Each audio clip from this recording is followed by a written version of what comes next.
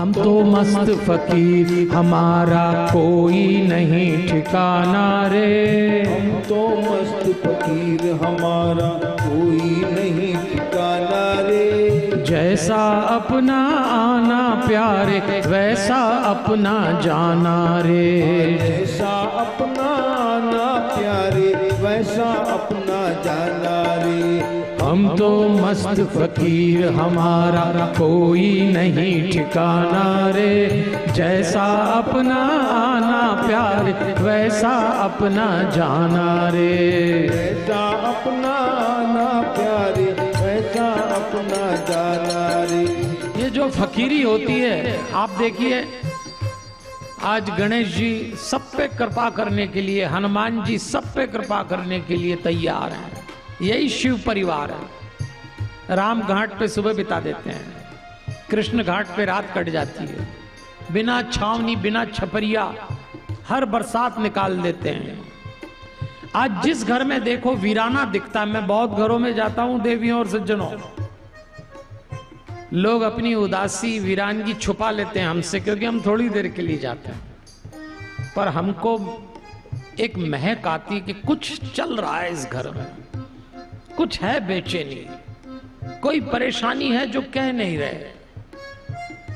ऐसे तो नहीं चलेगा। इसलिए अब जो देवता हमारी कथा में आ रहे हैं हमारे जीवन में आना चाहिए, और भक्त को कभी उदास नहीं होना चाहिए।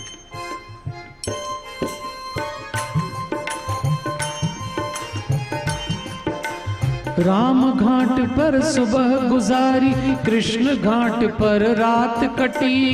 राम घाट पर सुबह गुजारी, कृष्ण घाट पर रात कटी। बिना छावनी बिना छपरिया अपनी हर बरसात कटी। बिना छावनी बिना छपरिया अपनी हर बरसात कटी। कोई भी घर हो अंदर से, घर हो अंदर से, हर घर है वीराना रे। कोई भी घर हो अंदर से, हर घर है वीराना रे। जैसा अपना आना प्यारे वैसा अपना जाना रे। जैसा अपना आना प्यारे वैसा अपना जाना रे। हम तो मस्त फकीर। तो देवियों और सज्जनों, एक दिन शिव और पार्वती जी अपने बच्चों का आनंद ले रहे थे, बाल लीला का। तो दोनों एकांत में बैठे और दोनों ने बातचीत करी और विचार क्या किया कि हमारे दोनों पुत्र विवाह योग्य हो आए, तो क्यों ना इनकी शादी कर दें। विचार कर रहे हैं। जब दोनों विचार कर रहे थे तो बच्चे भी आ गए। तो उन्होंने पूछा आप क्या विचार कर रहे हैं माता जी पिताजी? तो शिव और पार्वती जी ने कहा सोचते हैं तुम दोनों का विवाह कर दें। तो बालक थे दोनों, कहने लगे पहले मैं करूंगा, पहले मैं करूंगा। अब नियम से तो बड़े की होना थी, लेकिन गणेश जी बोले नहीं पहले मैं करूंगा। बच्चों की आदत होती पहले मुझे दो, पहले मुझे दो। अच्छा, माँ बाप को तो बच्चों की शादी की चिंता करना ही पड़ती है, और फिर आजकल के बच्चे, इनकी शादी आसान है। आजकल तो बेटी विदा करना बहुत आसान है। बेटी विदा करने में दिक्कत नहीं है, पसीने तो छूटते हैं बहू लाने में। ओ हो, हम तो इतने घरों में जाते हैं, लोग कहते हैं पंडित जी ऐसा आशीर्वाद दो, ऐसा आशीर्वाद दो कि बहू अच्छी आ जाए। अच्छा, तो क्यों बहू खराब आती क्या? लोग डर गए। क्यों डर गए? अरे कोई आपको अपनी बेटी दे रहा है और डर क्यों रहे? और सच तो यह है कि जब आपने अपनी बेटी विदा की, तो जैसा आपने अपनी बेटी को विदा किया वैसे ही सामने वाला अपना माल आपको विदा कर रहा है। अब भुगतो, उसमें डरने की क्या बात है? तुम तो जानते ही थे कि तुम्हारी बेटी क्या है, लेकिन आपने विदा करी तो दूसरे की भी लाओ। यही जीवन का कर्म है, डरो मत। कल अपन बात कर चुके हैं। आज माँ बाप को चिंता शुरू हुई तो दोनों लड़ने लगे, हम करेंगे। तब शिव और पार्वती ने दोनों से कहा ठहरो, समोद्वापपि सत्पुत्रो विशेषो नात्र लभ्यते। शिव जी और पार्वती कहते हैं तुम दोनों पुत्र हमारे लिए समान भाव से प्यारे हो। तुम में से किसी एक पे हम विशेष प्रेम करें ये बात नहीं है। और ये कितना बड़ा संदेश है। माता पिता को अपने 2 बच्चे, 3 बच्चे, 4 बच्चे, 5 बच्चे हों तो भी एक से दूसरे में भेद नहीं करना चाहिए। कोई बहुत समझदार होगा, कोई नादान होगा, कोई बहुत अच्छा पढ़ता होगा, किसी को पढ़ने में रुचि नहीं होगी, तो कभी भी ये ना करे देख वो ऐसा है, देख वो ऐसा, ये तुलना कभी ना करिए। आज कई घरों में बच्चों में तुलना होती, आप क्या समझ रहे हैं? वो अपनी प्रतिभा लेके आया है। तो शिव जी और पार्वती जी एक संदेश दे रहे हैं, अपनी संतानों में तुलना मत करिए, जो जहां है बढ़िया है, आप तराशो लेकिन तुलना मत करो। तो दोनों ने विचार किया कि ये दोनों तो झपट रहे हैं। उन्होंने कहा एक काम सुनो, जो सारी पृथ्वी की परिक्रमा पहले लगाकर लौटेगा उसका विवाह पहले कर देंगे, बस। तो ठीक है। कार्तिकेय जी तो समझदार थे ही, बड़े थे। उन्होंने कहा अभी चलता हूं, सवारी कसी और चल दिए, अभी चक्कर लगा के आता हूं, गणेश गणेश की जाने। शिव और पार्वती ने गणेश को देखा कि तेरा भैया तो गया, तू? हाँ, बोले जाते हैं अभी। पार्वती जी ने कहा इसका नहीं होगा, उसी का होगा, देखो ये तो यहीं घूम रहा। तो गणेश जी ने कहा वो तो ठीक है, मेरा एक निवेदन है आपसे। हाँ, बोले बोलो। बोले आप दोनों बैठ जाओ। माता पिता को बैठा दिया। पार्वती ने धीरे से कहा ये क्या खेल कर रहा है, जा तेरा भाई गया तू भी दौड़। छोटे बच्चे से प्रेम रहता है थोड़ा।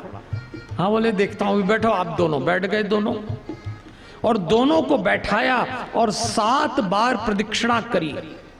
7 बार। शिव और पार्वती देखने लगे 7 चक्कर क्यों लगाता है, जाता क्यों नहीं है, यहीं दौड़ रहा। और 7वां चक्कर पूरा करके हाथ जोड़ के खड़े हो गए और क्या कहते हैं, लाइए मेरा विवाह करिए।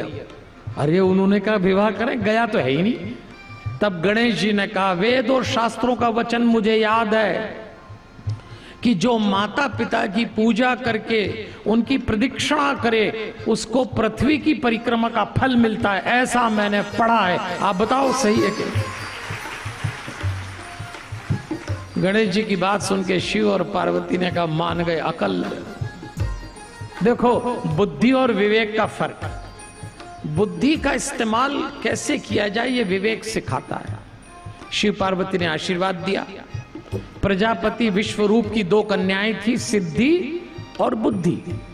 उन दोनों से शिव जी का विवाह कराया। सिद्धि से उनको क्षेम नाम की संतान हुई और बुद्धि से उनको लाभ नाम की संतान हुई। बस ध्यान रखना,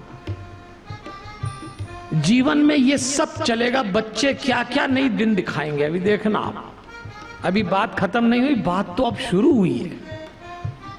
वो एक तो गया ही है संसार नापने, दूसरे ने यहाँ नया कार्यक्रम दिखा दिया। तो अब माता पिता का चैन मिल गया क्या? आप लोग जरा सी बात पे परेशान होते हैं। शिव पार्वती जी को देखना। इसीलिए मैं कहता हूं जीवन में कांटे मिले के फूल पूरे मन से स्वीकारो। मान और अपमान का चक्कर छोड़ दो। परिवार में मान और अपमान बिल्कुल मत रखना। परिवार में सब समान है। ये तो पागलपन है कि हमारा अहंकार, हमारा सम्मान, ये सब बंद हो जाना चाहिए। सब परिवार में बराबर है।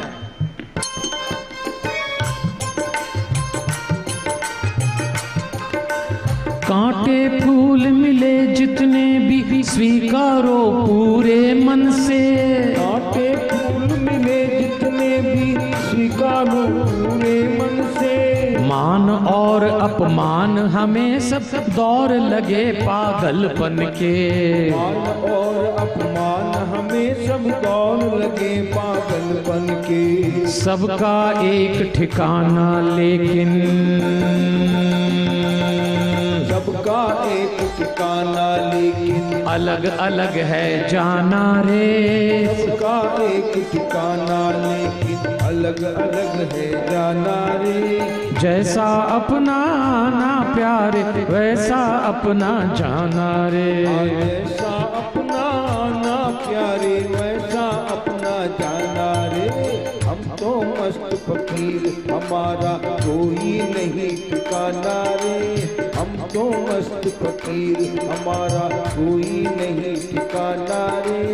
जैसा अपना प्यारे वैसा अपना जाना रे, जैसा अपना